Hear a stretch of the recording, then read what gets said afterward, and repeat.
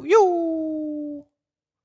We were hanging in the garage, chilling on a warm day in the shade, catching up. Mm-hmm. And I think I remember you saying something along the lines of, we're talking about art and it's like an escape. Yeah. It becomes a meditation. It becomes a place of its own. You know, gardening does the same thing for me. Okay, that I can relate to. That I can really, really relate to. Talking to the plants, working with the plants, growing. Getting your hands in the soil. Mm-hmm. Rewarding to see those things respond to you. What does that mean to us? It's something we're supposed to be doing. It's something we have to do.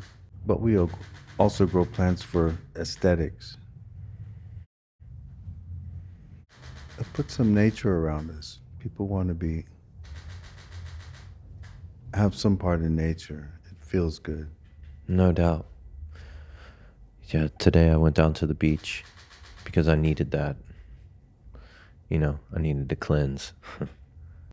Being in nature there's nothing like it. And I lived in a rainforest. Wow. Where was this? In St. Croix. Oh, yeah. We talked briefly about that. What was that like? You know, I just gotten my first apartment. Like ever? Yeah. On my own. Okay. That's a big deal. You know? Yeah. Bought all my kitchenwares and a bed and some furniture. And then I discovered a farm. Somebody bought me out to a farm. Wow. Up on the rainforest. It was a big piece of land where there were no obvious boundaries anywhere. But they had 33 and a half acres. Some of it was actually farmed, you know. But the day I went there, it was completely natural to me. Like, this is where I want to be. Yeah. You know. And not long after, I was living on the farm. How'd that work out? Man, it was like the richest experience of my life. Dang. I bet. Working the world, working the earth. Working the earth. With a community of people after the same vein. Yeah. Yeah, I know what that feels like. Kind of grew up around that community style in Texas. It was very free. Yeah. And close to the earth. Mm-hmm. My place was in a valley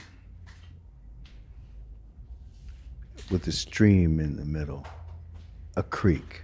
Yeah. I don't want to say a stream, it was a creek. Yeah. But in the rainy season, it became a raging stream.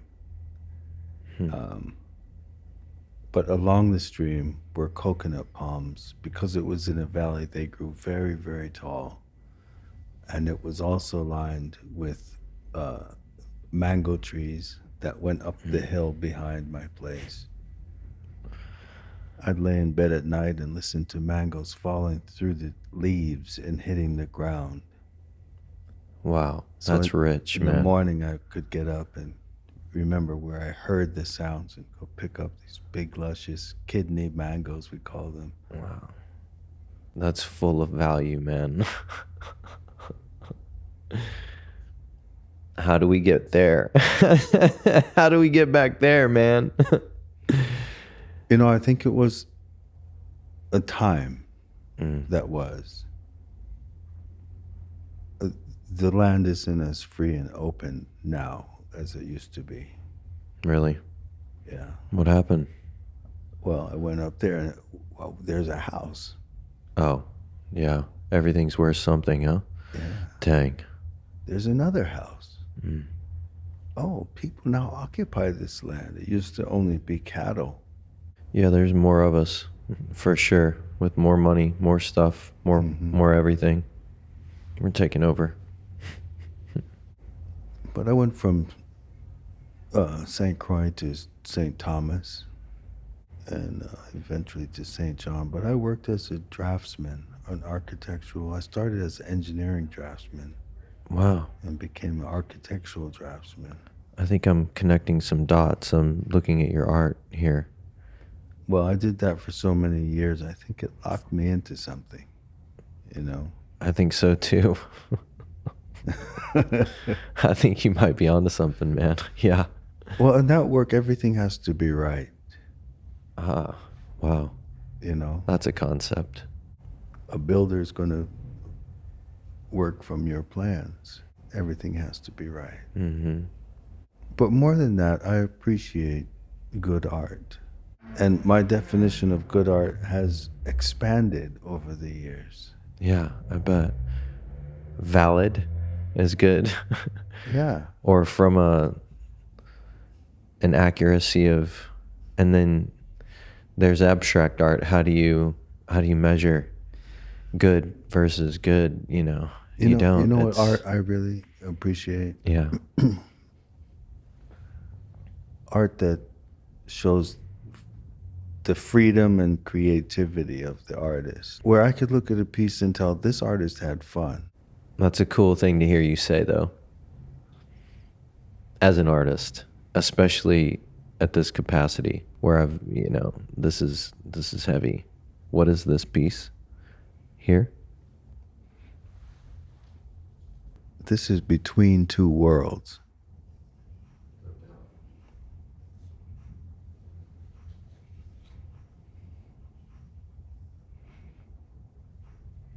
And the person is me.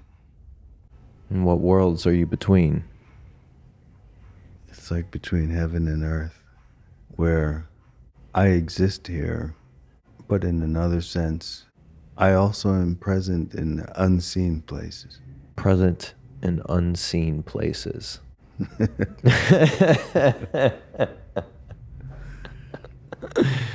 My dude, how do I get there?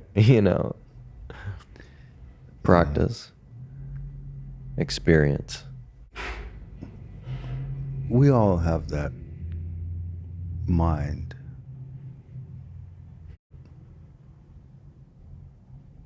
Outside of our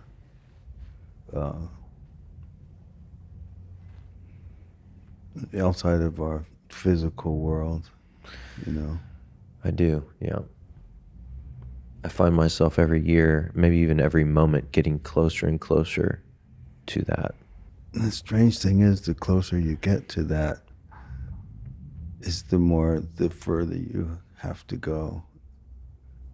It's like chasing a rainbow. You never really get there. You'll never say, I'm there. That's a very interesting way to put that. Yeah, it's always on student level. And wherever there is, Mm-hmm. we're still working that out, each of us, for a long time, generation after generation, still trying to answer what? The same question or questions. Yeah, we just keep being human.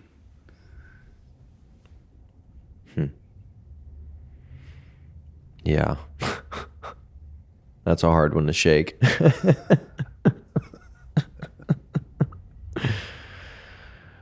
Yeah.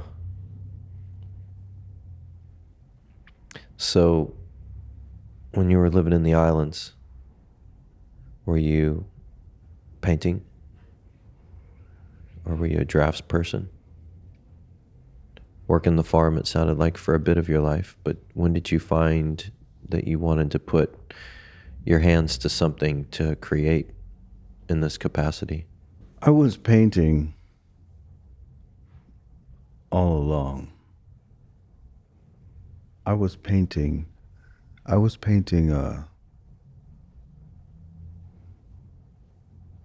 took painting serious as a freshman in high school. That's when I thought, I can do that. Just seeing some nice art, and I thought, I can do that. It just seemed like I related to that. I can do that. My uncle was a pretty well-known artist and art professor. at Old Dominion University and Norfolk State University. Mm. But when I knew him, I was a baby or a very small child.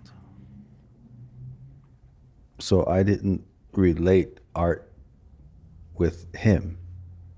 I only related him as uncle. But his paintings in my grandfather's house captured my imagination. Did you know they were his paintings? No, not till I was a teenager. But they used to take my imagination on journeys. Cool. But nobody noticed or said anything. And then as a teenager, and I later learned those were my uncle's paintings. Cool. But just knowing he existed inspired me. I didn't know him in those older years. I never knew him as an adult.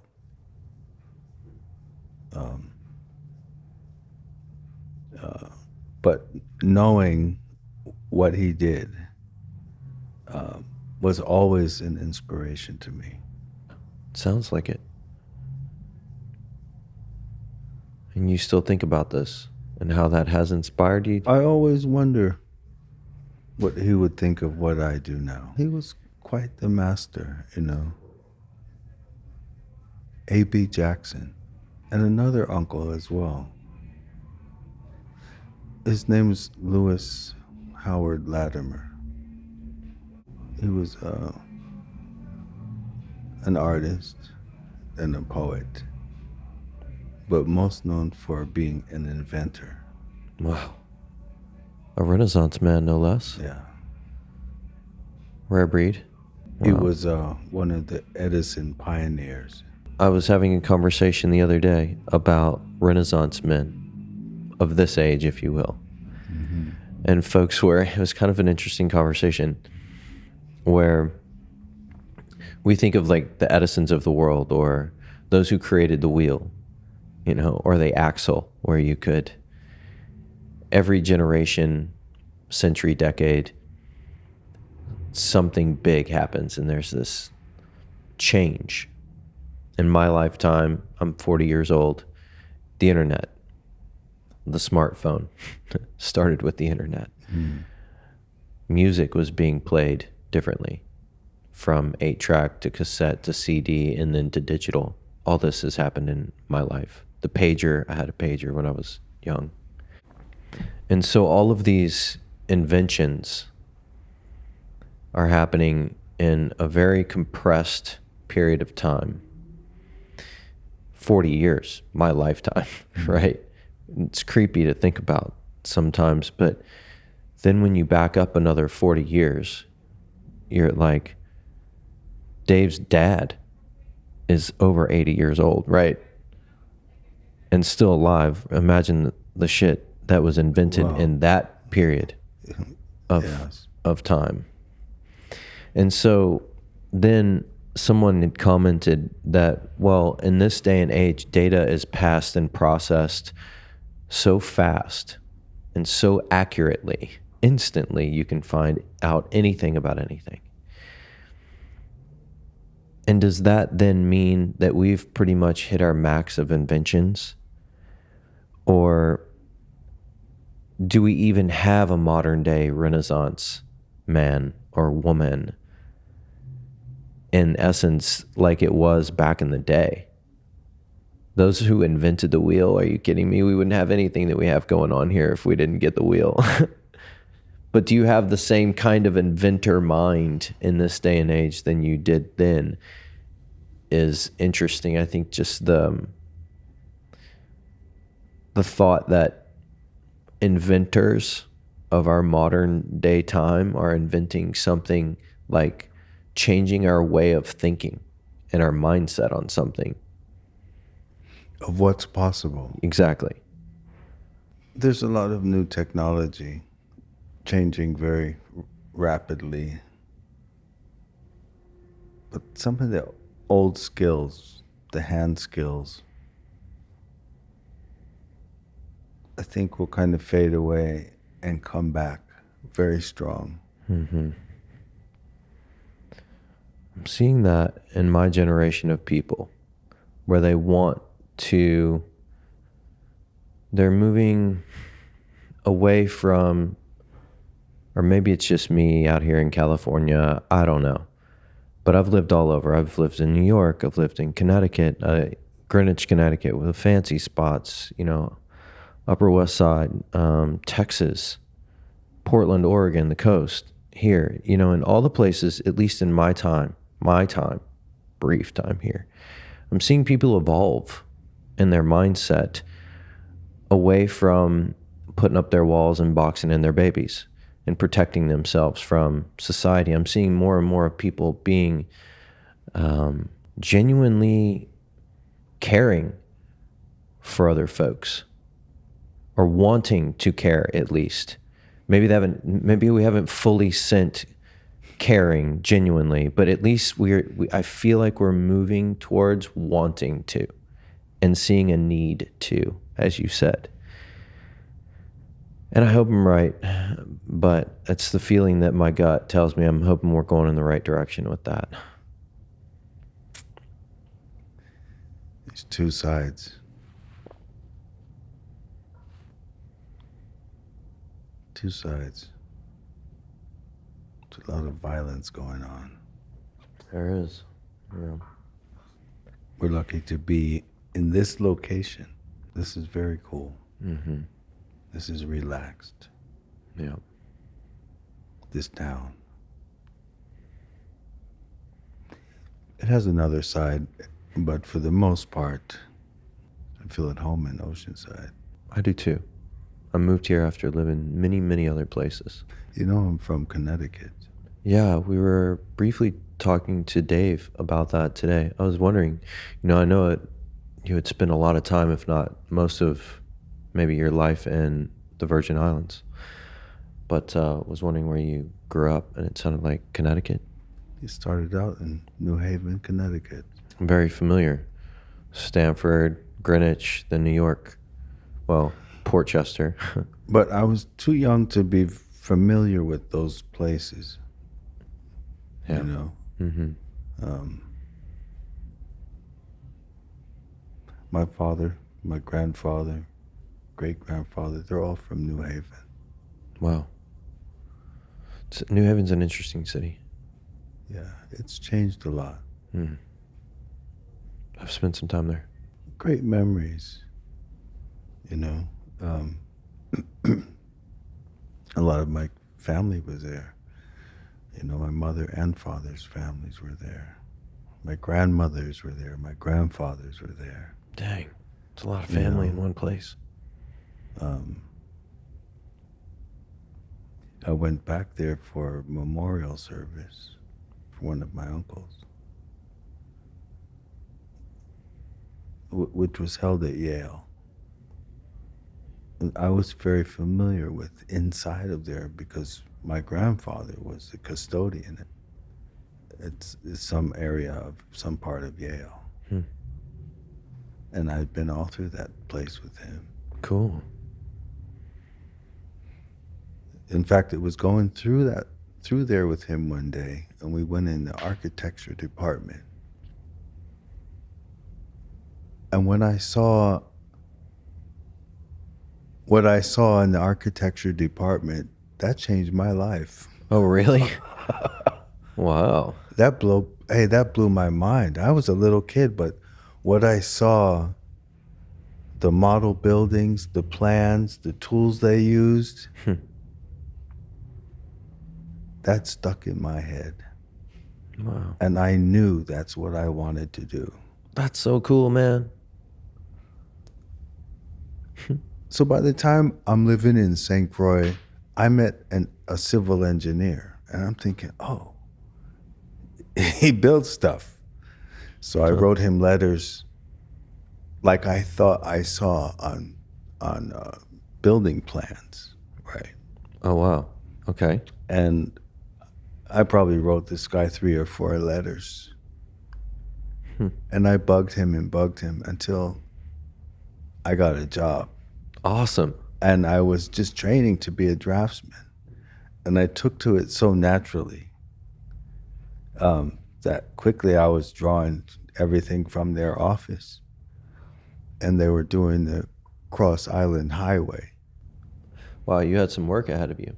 Every 5 feet of the highway, I did a cross section. So when they needed a building inspector, they didn't know who was going to do it. And then they looked at me and went, well, you've drawn every 5 feet of it in a cross section. Huh. I'm a kid. No doubt. Out there on the job site, driving up with the boss's car, and inspecting the construction of the Sure. road and the steel and the stuff. Yeah, That's a hell of an experience early on. yeah, it was. But then I knew an architect, guy from England, Frank Bladen. That's a name. Yeah. I got a job with Frank Bladen. He did a lot of nice houses in St. Croix.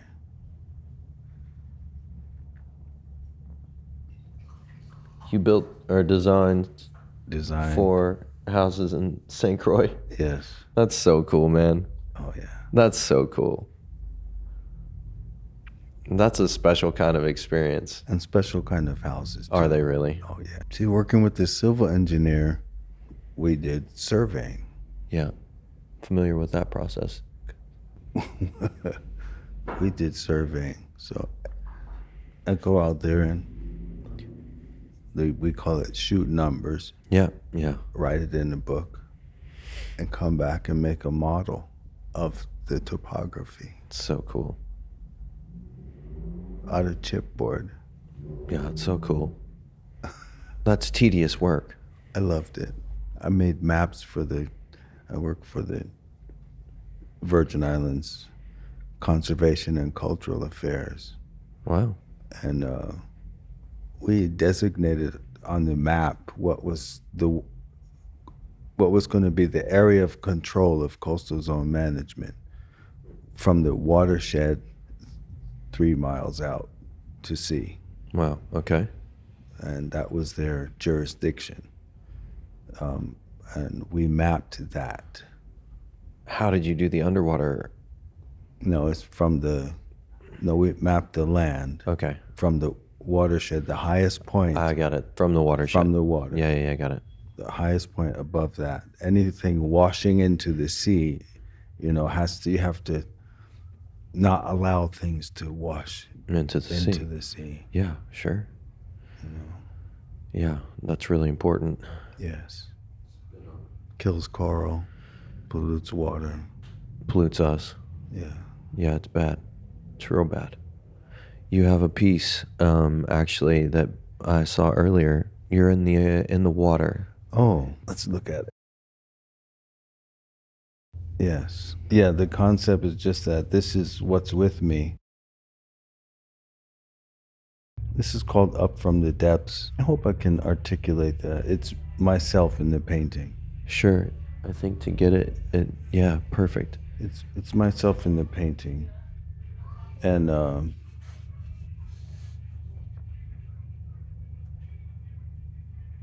it's about coming up from the depths. And the depths are what I might have felt or get to feeling sometime. No doubt. Whew.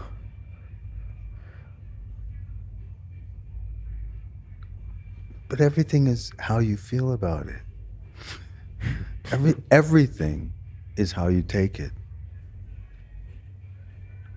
Do you know what I mean? Yeah, I do. The lens we're looking through. We can be going through a hard time. Yeah. And be very stressed about it. Or not. Or let that help our journey. Or right? not. I mean, it depends on the calm you allow yourself to claim. Yeah.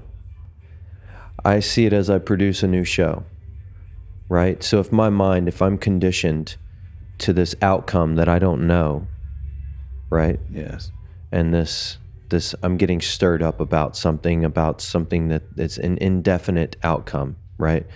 I say, simply put, like, I don't know what the indefinite or the outcome is, but I can produce a new show. I can paint myself a new picture. That's how I work through that stuff. A new outlook. Yeah. As in this, it's myself creating what I want, what I need. So in that frame of mind, I'm coming up from that thing that was hurting me, but actually nothing was hurting me. you know, you know what I mean? Except what I'm thinking about In your mind, things. allowing it. Yeah. Allowing it. Up from the depths. It's beautiful, man. The detail, the accuracy, the clouds, that bird. It's really incredible. Thank you. Yeah. Thank you for sharing it, man. Thank you. I'm glad to show. So what have you been up to lately? Things are kind of changing in the landscape out here on what we can do. What you been up to, man? I've been seeing you more around town. I love that. Last weekend I saw you hanging with Bort. Oceanside is, I try to come at least once a week. Mm-hmm. Other than that, I'm pretty focused on art. Painting. No, I haven't really. I've been designing for t-shirts. Oh, yeah, that's right. What's been going on with that?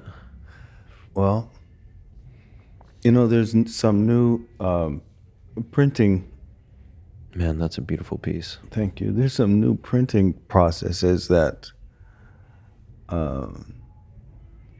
maybe I shouldn't say new, but there are some printing processes that I'm seeing more of. And they're getting better for They're sure getting at it. better and better Yeah. and better. Yeah.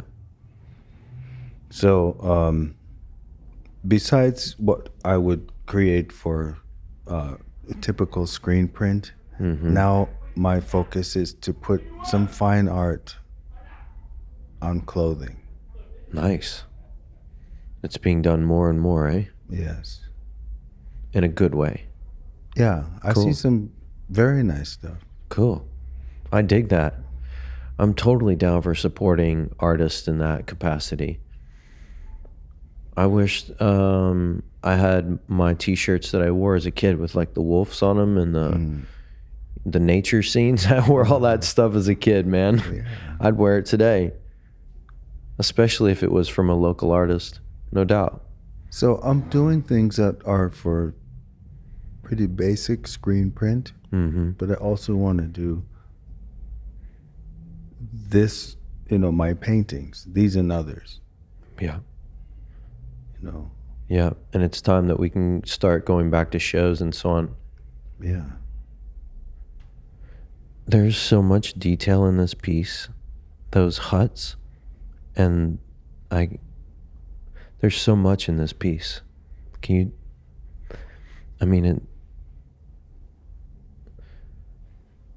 This is called Heritage, and it's in honor of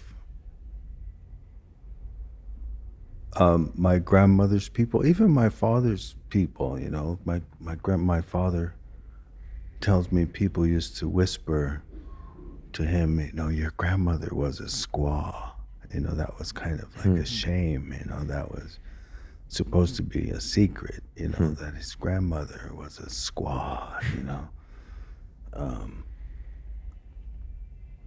But on my family tree, there are many Montauk Indians, and more recent than the Montauk were the Shinnecock, who actually come from the Montauk. So the elements in the painting are what you see on the flag of the Shinnecock Nation, and I took the liberty of putting myself in there.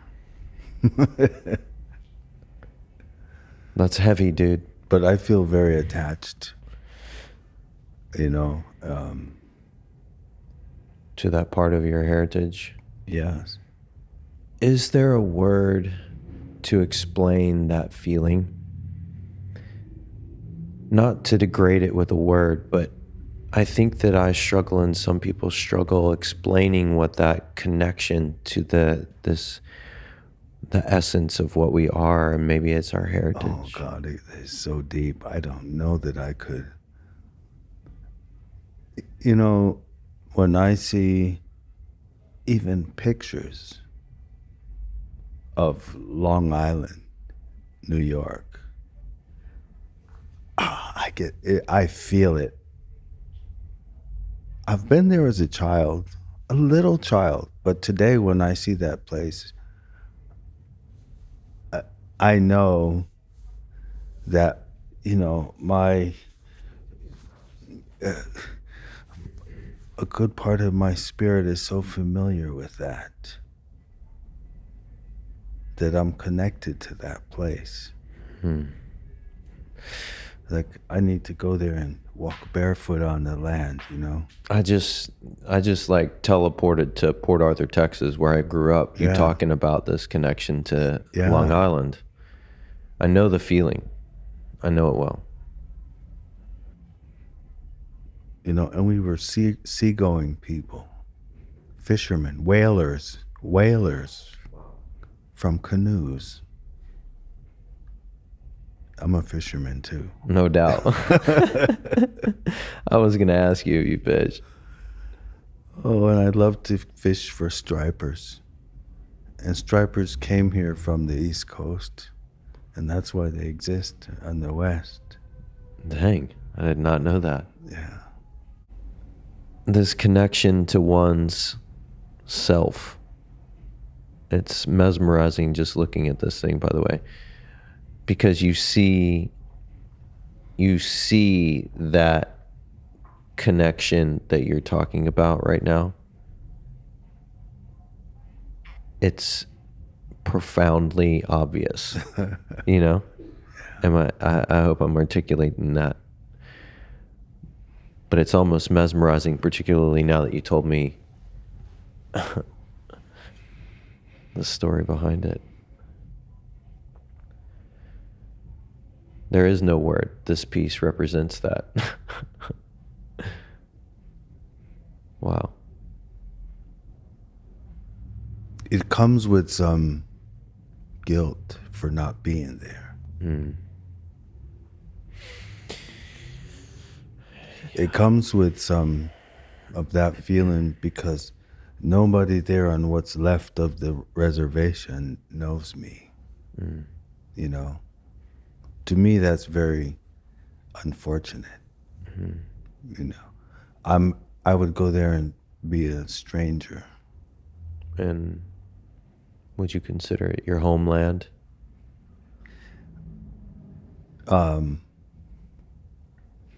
I know my connection. I see. No, I see that. You know? I do. Yeah. And nobody has to acknowledge that. I know my connection. I'm cool with that. I love how you just put that. Don't give it a label. Don't put it in a box. No. That's your connection. Yeah. And you know that. Yeah. That's obvious. Yeah. I'm satisfied with that. I see that. Huh. I'm satisfied with that, he said. That's perfect. 7. Dropping some knowledge, bro. And that bird, you know, for some reason, is always, to me, been visual. I mean, I always see them.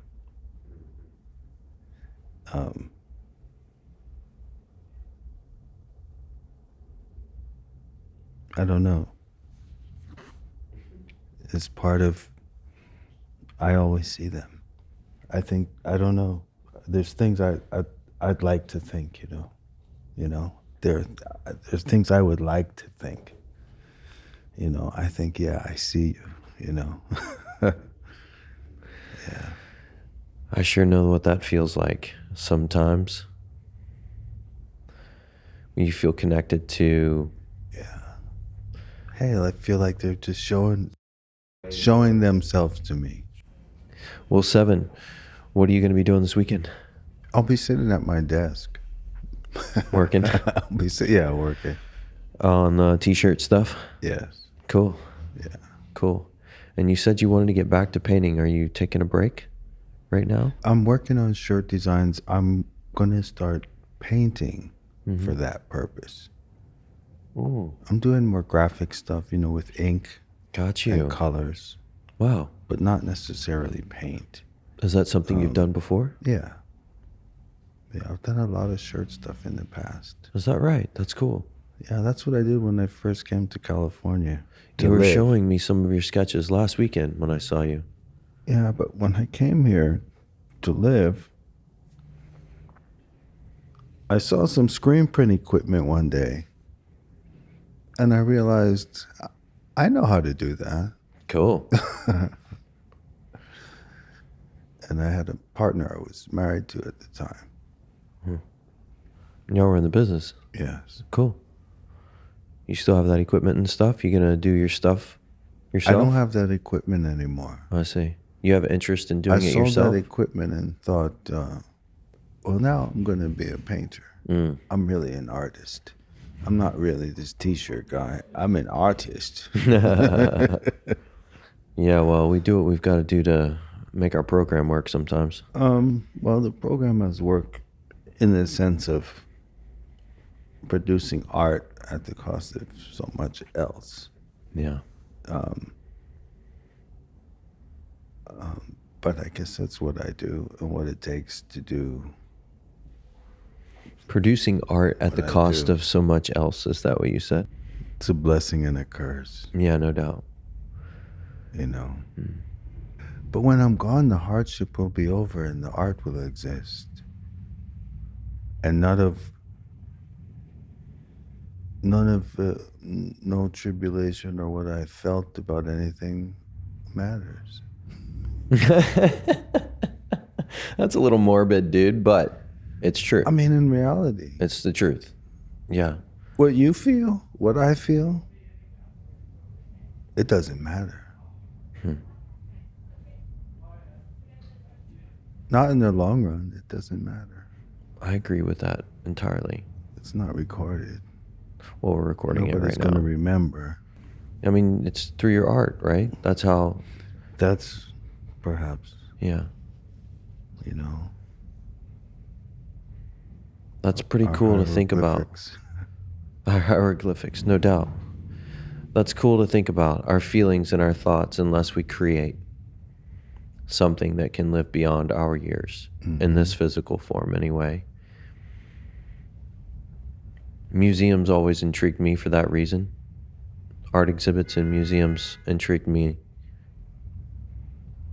Oh, we also have influence. We inspire. We can leave things with people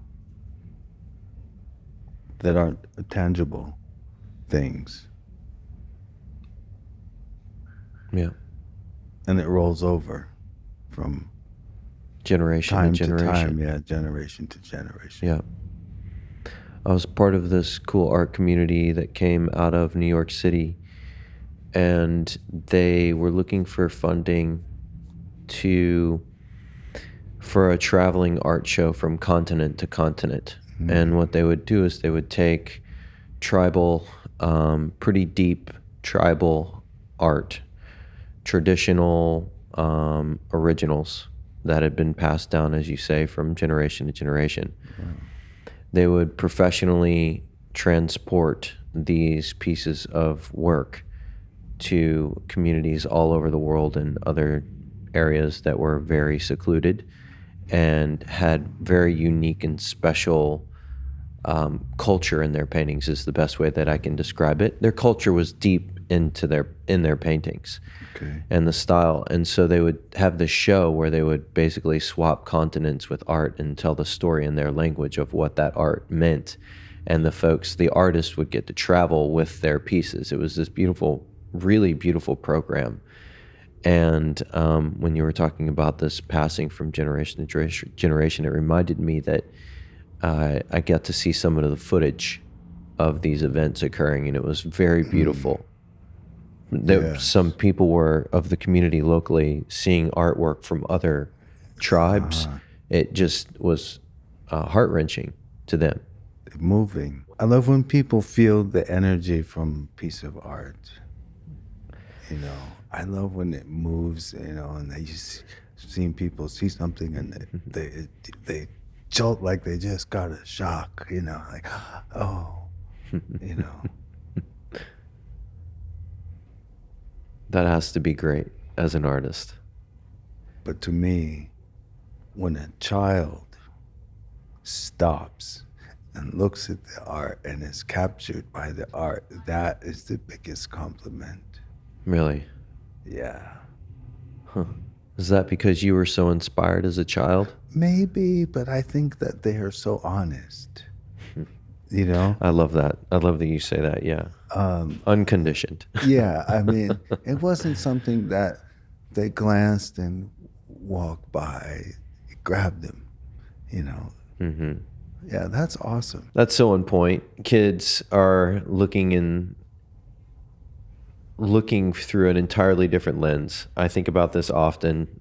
If I think about the safest place, where is a safe place? Where do we feel safe? I think about this a lot, particularly in this time, because we have a lot of people that are living in fear, feel unsafe, or, blase. We're not going to go down that road.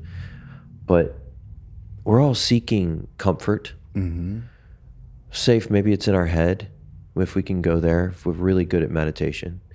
If we're super hyper focused and all of a sudden the world goes away and we're in the ethos, as that's kind of one of your paintings reminds me of, in space, kind of between two worlds, Yeah. Maybe we are floating in heaven somewhere in another dimension where we're in flow. I don't know. But that experience is how to get there, and it feels safe because everything kind of goes away. For me, I feel like I'm tiny and minuscule. What happens doesn't matter. That feeling that I get sometimes. And in that moment, I begin to think we all came from the same place and we're all together and we are that one thing. It's in all of us. We are that one thing. We all can be aware on different levels of our essence or our ability to see beyond what we see. Yeah.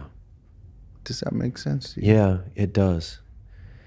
It's kind of like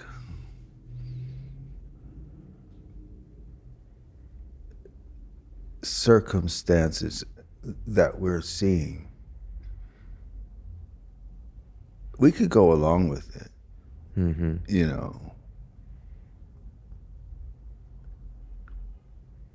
I don't know. It's kind of like feel good and watch what happens.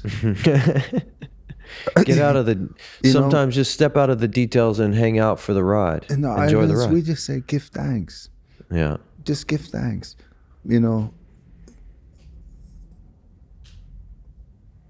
There's a guy named Jonah, an analogy in the Bible. He's swallowed up by a fish or a whale, He's already swallowed, but he gives thanks for his deliverance. Yeah. I mean, he's already gone. The dude's out. Yeah, no, I get it. Yeah. But he gives thanks for his deliverance. And he gets out. Yeah. Now, it may be an analogy, but, I think there's a lesson in that. I can fall victim to the way this situation looks, and I can that's what kind of up from the depths is. I can stay in the depths looking at how deep this shit is, or I can kind of change my attitude and realize most of that was in my head. I had to go to the dentist. Oh, for days I was bent out of shape. I don't like anything probing in my body, especially if they're going to, Yeah. No shit. draw blood. Okay, no. Yeah, no shit. I'm with you on that. I was messed up having to go to the dentist. Dang, bro. When I got there and I'm gripping the armchair, like, he never hurt me. And I realized all that trouble, para nada, for nothing. That was in my head. But a lot of our anxieties, while there's realities behind a lot of stuff, but we don't really have to let it eat us up. Yeah. Boy, that takes some training, brother.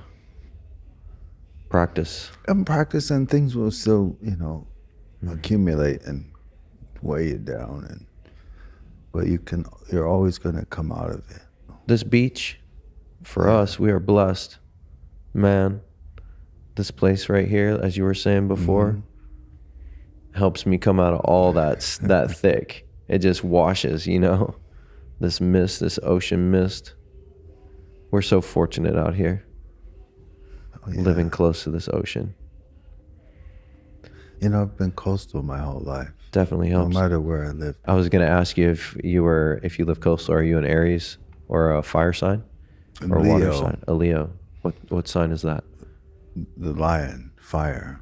It is fire. And I grew up in the water. That's what I'm saying. There might be something to it, man. Even in the YMCA, as a little kid. Yeah. Going to Camp Hubinger in Connecticut when we were like at 4 years old.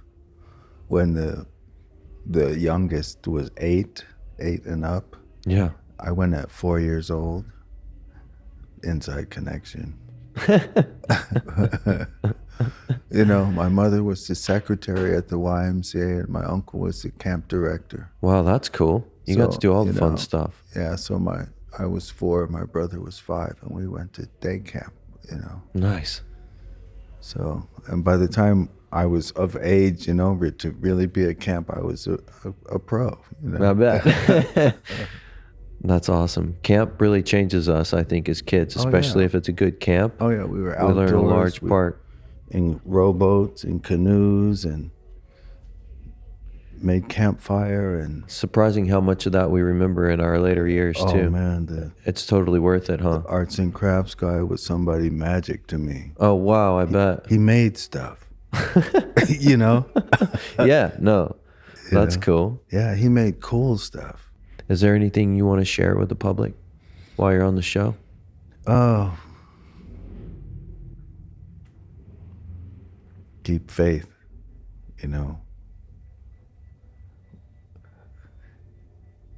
Believe me, I know. There's a lot of stuff we go through. But, you hear those words, we go through. That means we come out. We come out the other side, And I'm talking from a place where I'm, in between there somewhere. Looking forward to coming out, Yeah. Well, we're there with you. Right on. We're there with you. And on the other side. Yeah. Always, right? Oh, yeah. We're always together for that.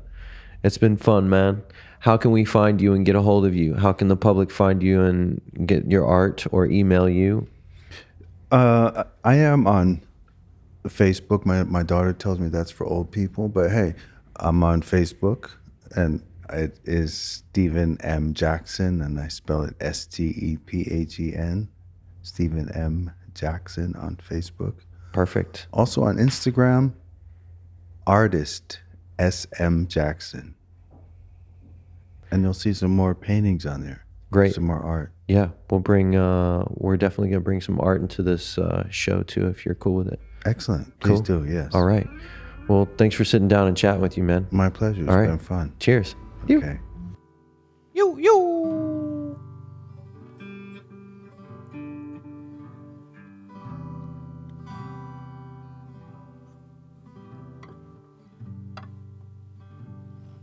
We're gonna get all freaky here.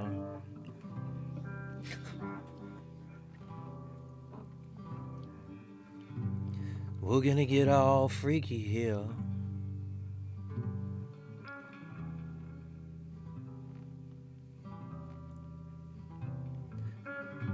We're gonna get all freaky here.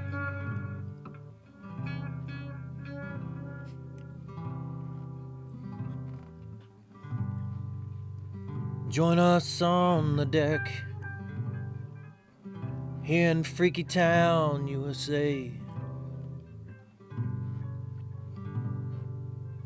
Just south of downtown Oceanside, CA.